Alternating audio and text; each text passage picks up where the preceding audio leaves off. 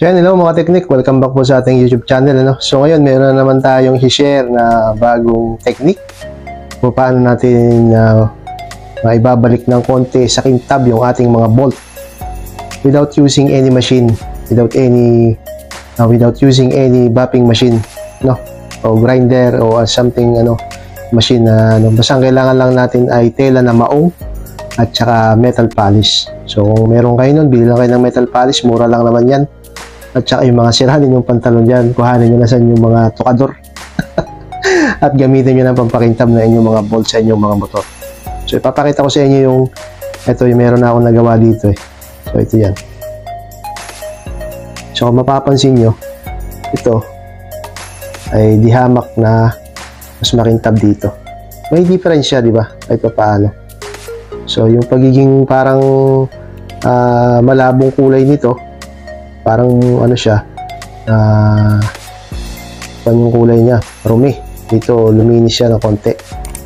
So, sa ganyang paraan, kahit pa paano, maiwasan natin yung mga corrosion o yung mga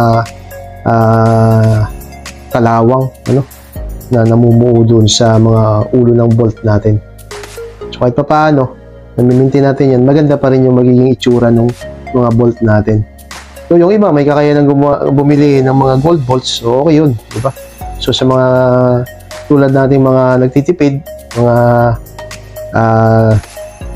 nagdi-DIYs lang. So, pwede na to, di ba? Tsaka mas maganda yung stock, mas matigas, mas matibay yung bolt. Pero okay din naman yung mga gold bolts. Wala namang wala namang problema. Kung may pambili ka, mahal din naman yun, di ba? So, ito, para at least medyo kaaya-aya din yung itsura ng ating mga motor. Kahit anong motor, pwede yan. Basta mabaklas nyo yung mga bolt ninyo, mga tornilyo, kahit maliliit na tornilyo, pwede. Basta pagtyagaan nyo lang ng kuskus, So, kung may machine kayo, mas maganda. Pero doon sa mga walang machine, yun, kailangan nyo lang ng maong at saka ng metal polish. Hindi lang kayo ng metal polish sa mga shops, Meron yan sila. So, yun lang. Mamaya, papakita ko sa inyo paano gagawin. So, yung before and after nitong aking motor, papakita ko rin sa inyo yung hindi pa na kuskus sa metal polish at saka yung nakuskusan na katulad nga nito, di ba?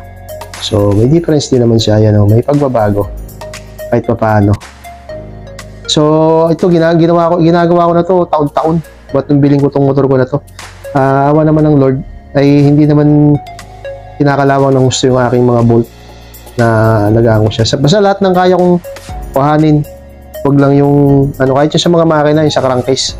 Isa-isa lang ang tanggal sa crankcase kasi baka tumagas yung langis Kada isa, linis ka, tapos kabit mo ulit, tanggal ka na naman ng isa. So, ganun lang ang technique. Mamaya, pakita ko sa inyo paano yung paglilinis. Okay guys? So, balikan ko kayo.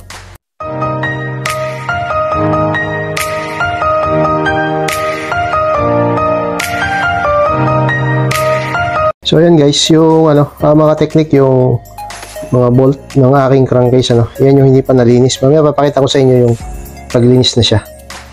Yan. Dahil nami-maintain ko nga siya yearly. Yan. Medyo malinis-linis pa siya.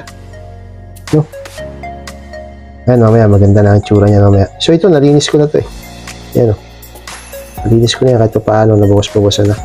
So kahit yung tornilyo na yan. Mamaya kukuskusin ko rin para makita niyo yung pagbabago. Okay. So, yan. Nalinis ko na yan. Ito paano gumana na itsura. So, ito guys. Ito lang ang gagamitin nyo. May maulang kayo na ganito. Ito, nasira ako ng pantalon nito. Tapos, meron na kayong metal polish. So, shoutout Pledge. Pledge ang tatak. So, hindi to sponsored video. Pinapakita ko lang sa inyo yung brand. So, metal polish. Siguro, any brand ng metal polish pwede naman, So, ito lang yung gamit ko. Bili lang kayo niya sa mga shop, meron yan. Tapos, ang gagawin nyo lang, mga butasan nyo lang yung metal polish nyo dyan. Butasan nyo lang para hindi masyadong maaksaya.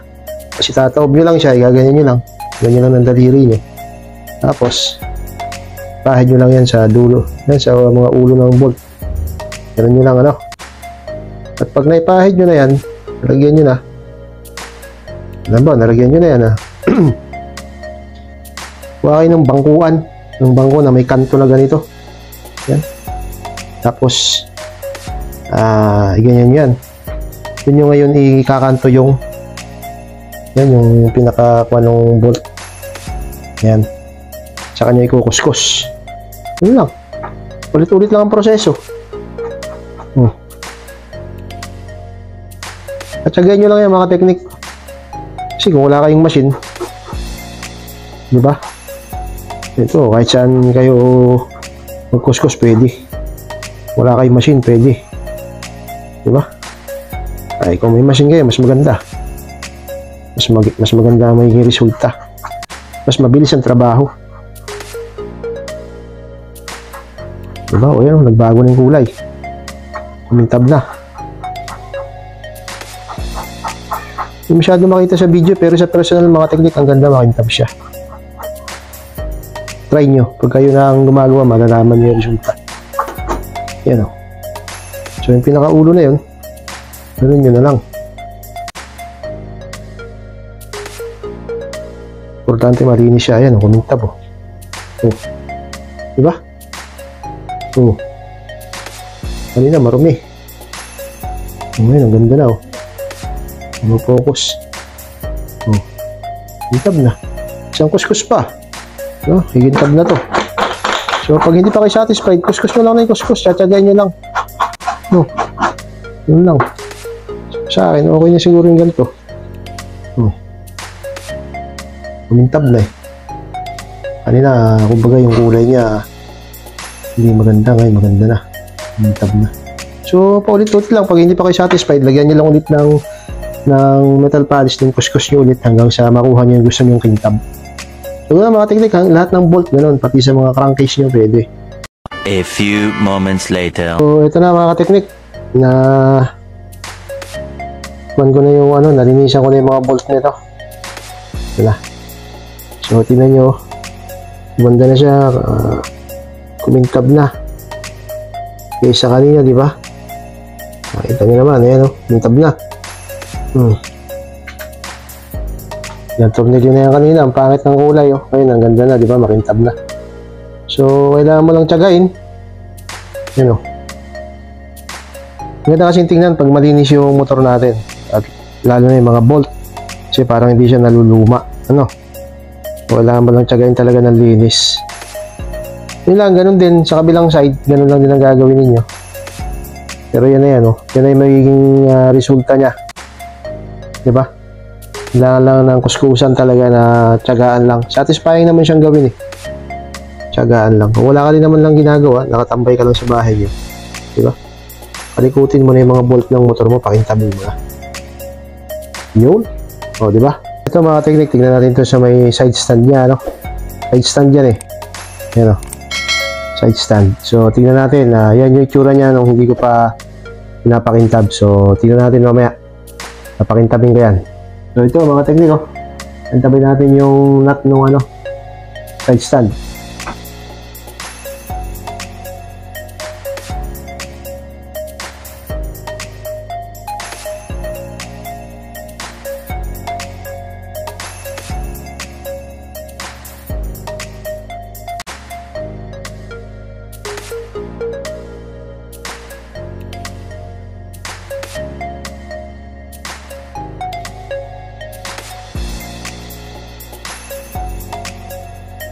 Gano'n. Hindi na makita pagka nasa video, pero pag sa personal mga teknik, ma-appreciate nyo yan. Sabit na natin. So, yun na mga teknik, diba? Nakintab siya kaysa kanina. Diba? Hindi lang natin i-focus ng ganyan kanina, pero mas makintab siya. Galing, hindi mo nila ma-appreciate pag nasa video, pero pag sa personal, napakaganda talaga. Ulit-ulit ko na sinasabi yan. Yun na mga teknik. So yun, mga teknik, nakita nyo naman kung gaano kalinis pagka naipahid natin sa sa metal polish nga. So yun, ganun lang yung paglinis at tiyagaan lang. So kailangan mo lang ulit-ulitin yung proseso para makuha mo yung kintab na gusto mo. Pag may mga kunting kalakalawang, bili lang kayo ng liha na 1,000, tapos lihahin nyo lang, babalik na rin yun sa dating kintab, yung may kalakalawang na minimal lang naman. Pero pag yung tornilyo talaga may kalawang na, wala ng pag-asa yan. bili na kayo ng bago. No? So, ito ay mga advisable lang ito sa mga hindi pa naman masyadong kinakalawang yung mga tornilyo. Pero pag kinain na talaga ng kalawang, ay talagang grinder na ang kailangan yan para kumintab, ano? So, yun, ganoon lang mga teknik at sana may na-impart ulit ako sa inyo konting diskarte paano natin maalagaan ng gusto yung ating mga motor, ano?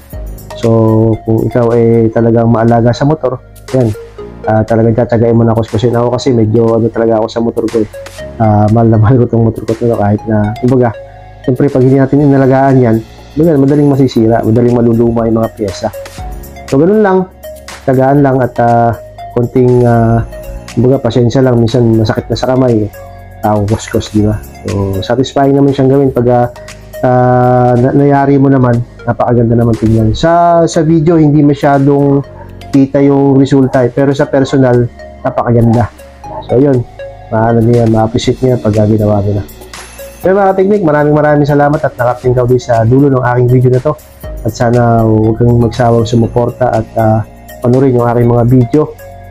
Maraming salamat at kung nais mo nga matutunan yung sikreto ng pagbuo ng ating mga pangarap ay una ay gumawa ka ng hakbang, pangalawa huwag mo itong titigilan, at pangatlo ay samahan mo to ng isang taimtim na panalangin dahil sabi ng Lord, kung wala siya ay wala tayong magagawa. So yun lang, at kung napadaan ka lang ngayon sa aking video at hindi ka pa nakasubscribe, please subscribe at i-hit mo na rin yung notification bell para lagi updated sa aking mga upload. Yun lang mga teknik, maraming salamat. Shakaboom! Thank you!